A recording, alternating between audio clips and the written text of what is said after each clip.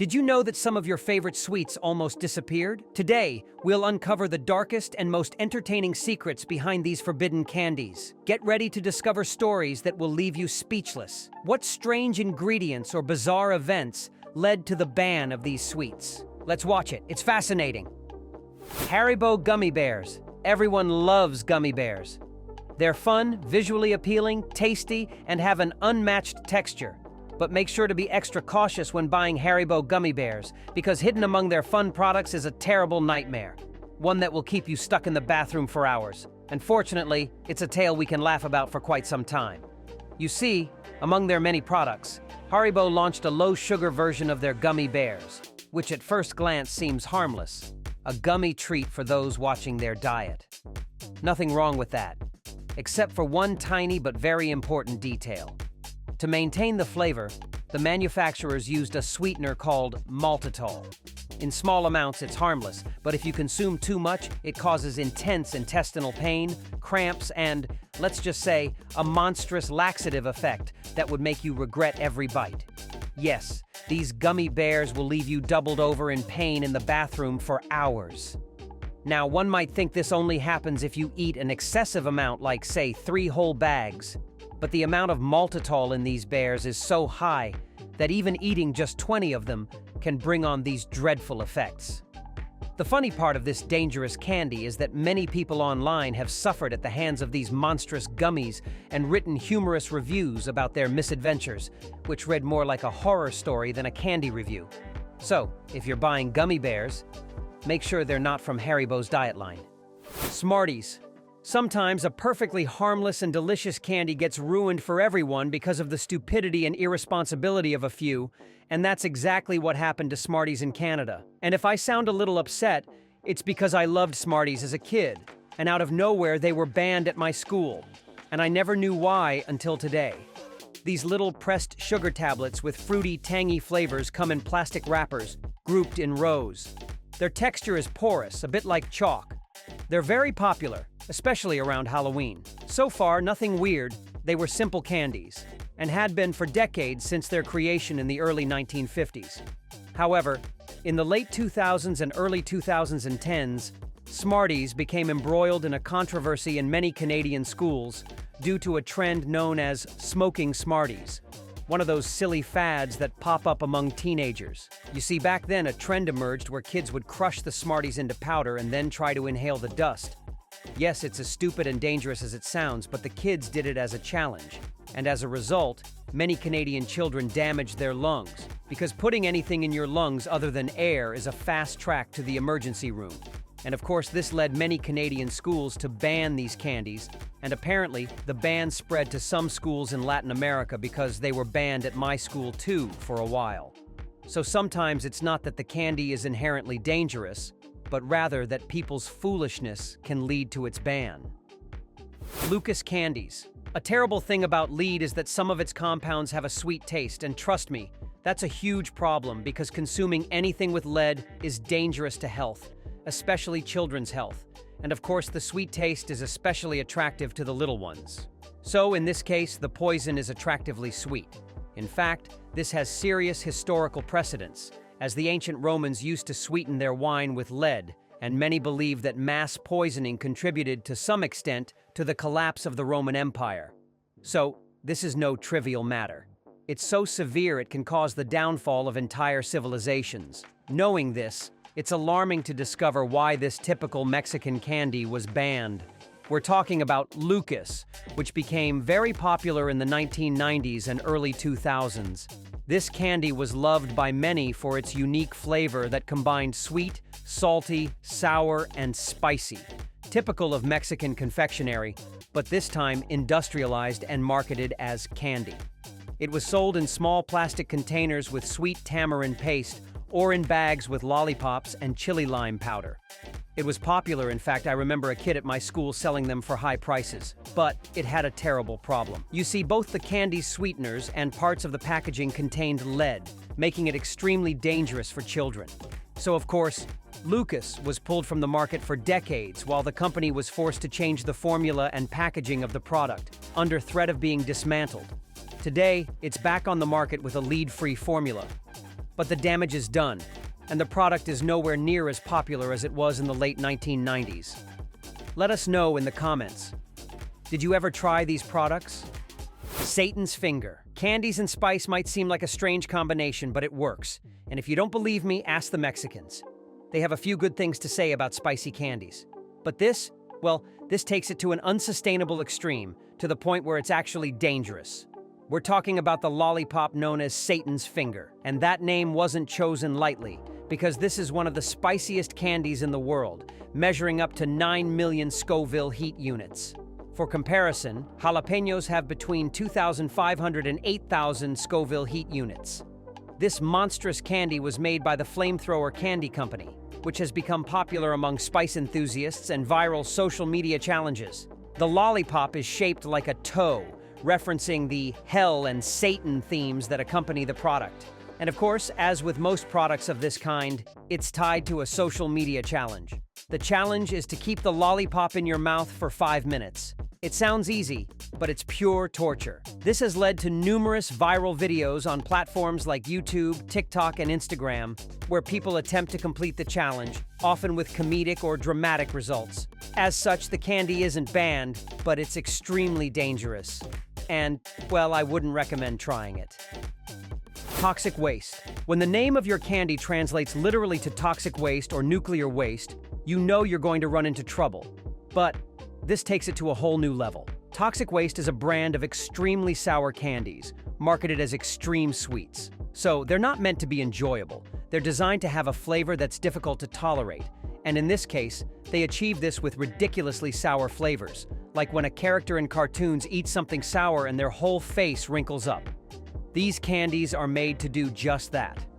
The candy comes in packaging that resembles nuclear waste barrels, with the whole product's design in bright colors and images of atomic bombs and nuclear waste.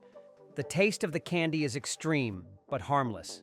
The worst that could happen is you wrinkle your face in disgust when you try it, with one embarrassing exception.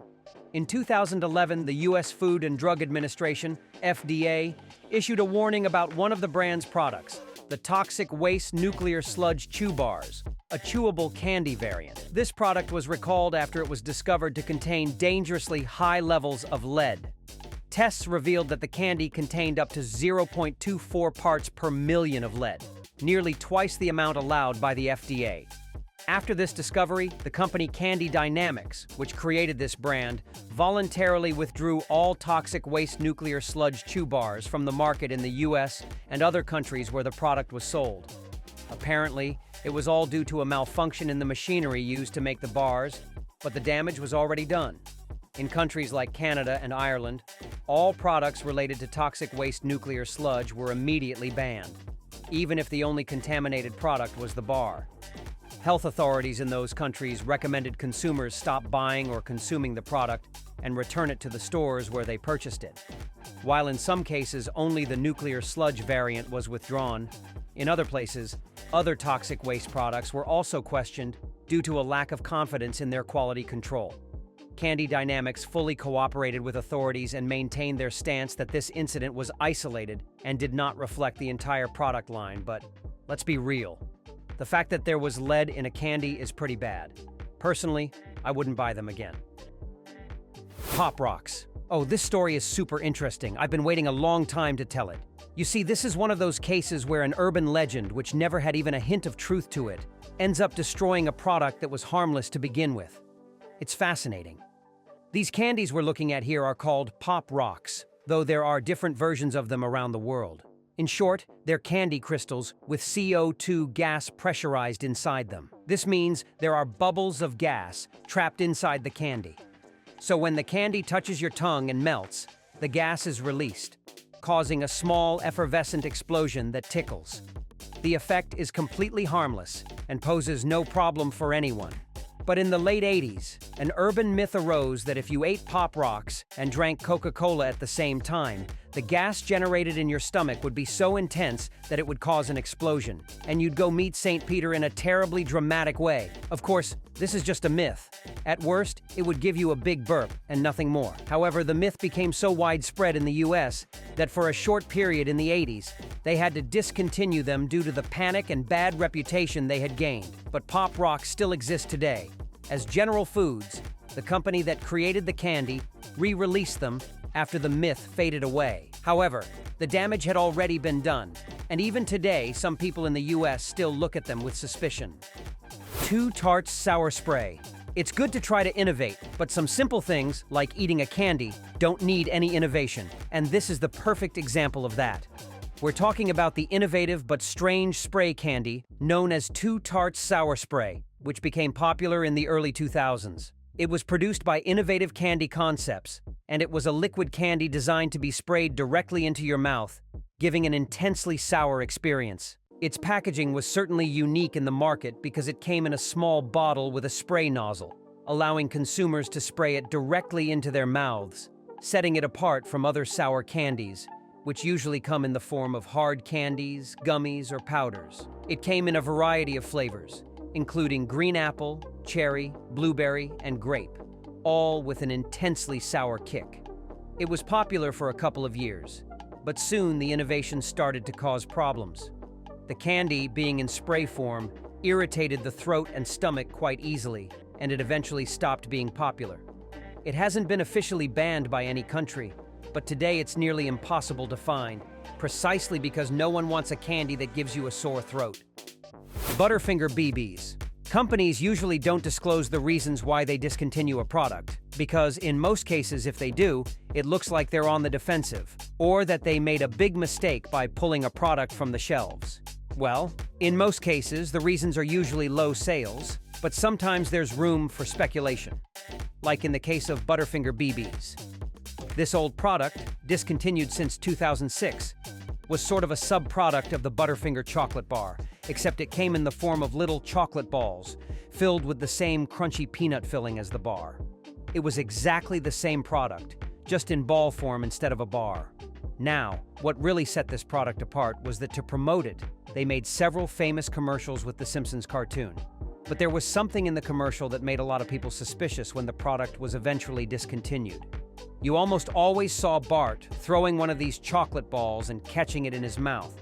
So when they pulled the product, many people thought it was because kids had choked on the chocolate balls trying to imitate Bart in the commercial.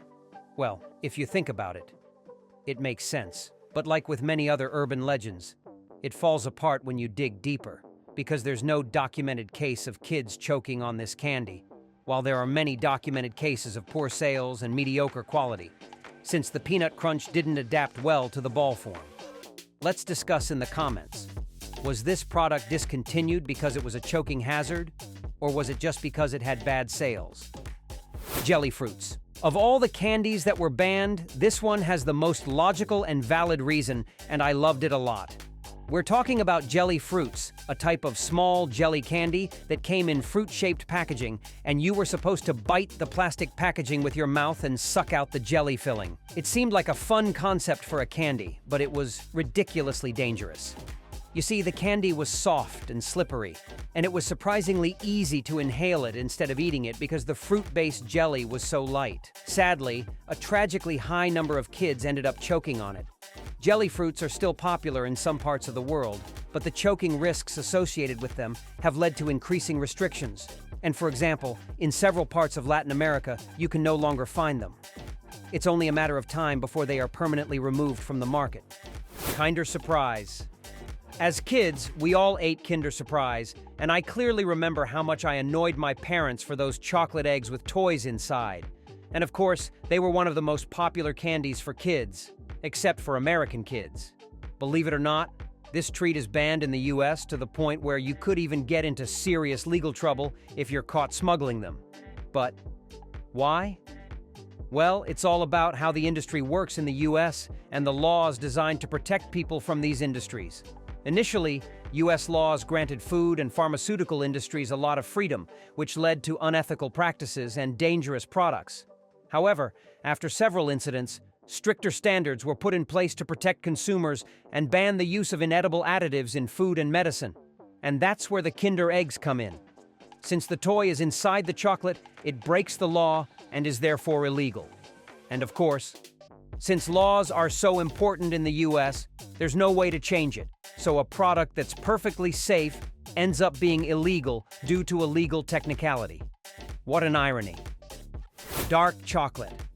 I remember very well an aunt who, a couple of years ago, became completely obsessed with the health benefits of eating dark chocolate. Every day, we'd see her with a bar of bitter chocolate, eating a square after every meal, almost like it was a vitamin supplement. And I'm sure my aunt would faint immediately if she ever learned this disturbing fact about dark chocolate. You see, in recent years, food safety agencies around the world have found alarming levels of heavy metals like lead and cadmium in some brands of dark chocolate. Although suspiciously, the agencies haven't yet disclosed which brands are involved. Now, just to give you an idea of how dangerous this is, there is no safe amount of lead in the body. Any amount in your system is harmful in some way. With cadmium, there is a certain amount that could be harmless, but even then, it's extremely dangerous to have cadmium in the body. That's because the cellular systems that distribute compounds throughout our bodies can't distinguish between different chemical elements. They only differentiate by weight. This means it's possible for our bodies to confuse lead with calcium or cadmium, and that's dangerous because unknowingly our bodies end up using these metals when they should be using calcium, leading to all kinds of serious issues. For example, in children, lead affects the nervous system, causing cognitive and behavioral developmental problems.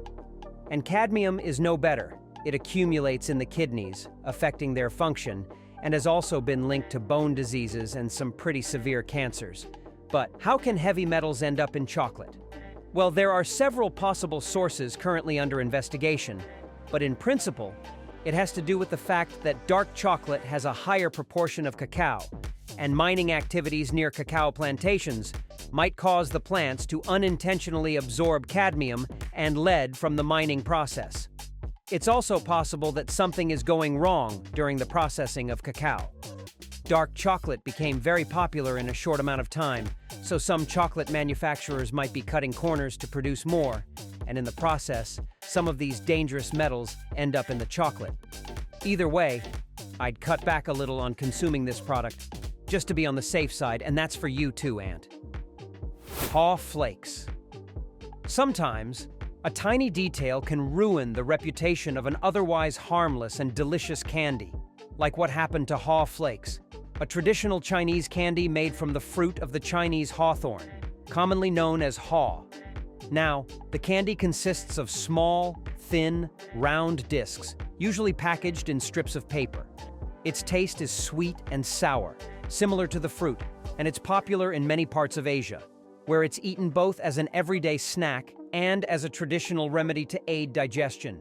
It's often given to children, so it holds a nostalgic value for those who grew up with it in Asia. It's made mainly with hawthorn fruit puree, sugar, and food coloring, so it actually has very few ingredients. However, nothing we've seen so far seems really dangerous, so there doesn't seem to be any reason to ban it. Yet it's highly restricted in the United States and much of the European Union. But why? Well, it's mostly because of those few ingredients. Some versions use colorants like Yellow 5 or Red 40, which were recently heavily regulated due to concerns about possible health risks, as they've been linked to allergies in children. And some studies suggest they could be carcinogenic in the long term. Also, the paper packaging usually doesn't meet food labeling regulations, which led to its ban in stricter markets like the United States, where all ingredients must be clearly listed. Sure, Haw Flakes are still available in many countries, though not so much in the West. Candy corn. This isn't a candy that's strictly dangerous, nor has its sale been banned anywhere. But it's definitely one of the most hated candies in the world, to the point where it's become a truly polarizing issue in the United States. Some people love it and defend it, while others absolutely despise it, claiming it's just sugary trash, even throwing it straight in the trash. So we had to talk about it, even though it's not strictly dangerous, because discussing this candy in the US is almost as heated as talking about politics or religion. You see, these curious candy corn kernels are actually one of the oldest candies ever created in the history of the US, dating back to the 1880s. They've existed in one form or another ever since, becoming a traditional Halloween treat. They're made from sugar, corn syrup, marshmallow, and of course, food coloring to give them their traditionally autumn colors. They have a sweet taste with hints of vanilla or honey, though those who hate them say they barely have any flavor, just tasting like sugar. Now, this might just be a matter of cultural taste, but if you dig deeper into the subject, you'll find many people arguing that the quality of these candies has drastically declined over time, as they now use lower quality ingredients to produce them on a larger scale. And yes, I know having serious discussions about whether a candy is good or not sounds crazy. But hey, here in Latin America, we argue about soccer, so who are we to judge? Better yet, let us know in the comments. Have you tried this candy? Is it good or bad? Tell us your experience.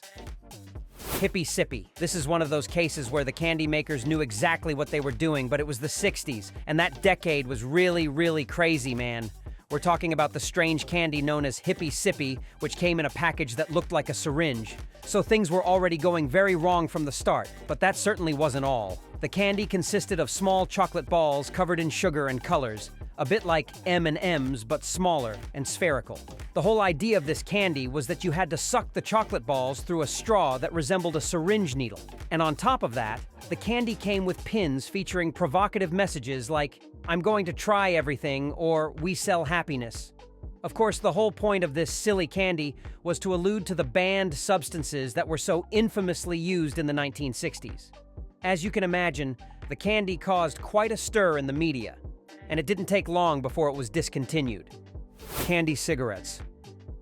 This is one of those cases where the candy manufacturers deserve all our disdain because they knew exactly what they were doing. They knew the terrible ramifications of their product, and they didn't care one bit. They just sold it as if it were any innocent candy.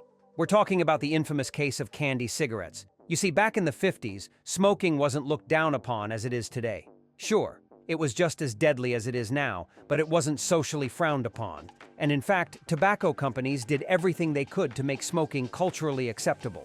This was one of their most despicable attempts. You see, among the candies of that time, candy cigarettes started appearing, with wrappers and details that imitated regular cigarette brands and packaging. In fact, these insidious products came in all sorts of varieties: candy bars, chocolate, or chewing gum. So there was plenty to choose from.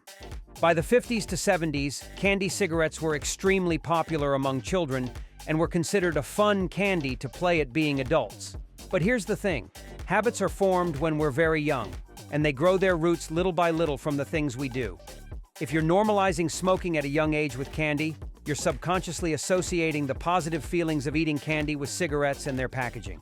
And if you do this from a very young age, you're basically ensuring that you'll be a smoker in the future. Fortunately, governments around the world saw what was happening, and in countries like Canada, Brazil, Finland, and Norway, candy cigarettes were banned. Over time, several candy companies voluntarily stopped producing them due to the controversy. Thankfully, today, these insidious candies no longer exist. Now tell me, which of these candies did you used to enjoy? Share your opinion in the comments. Here are two options that you'll surely love.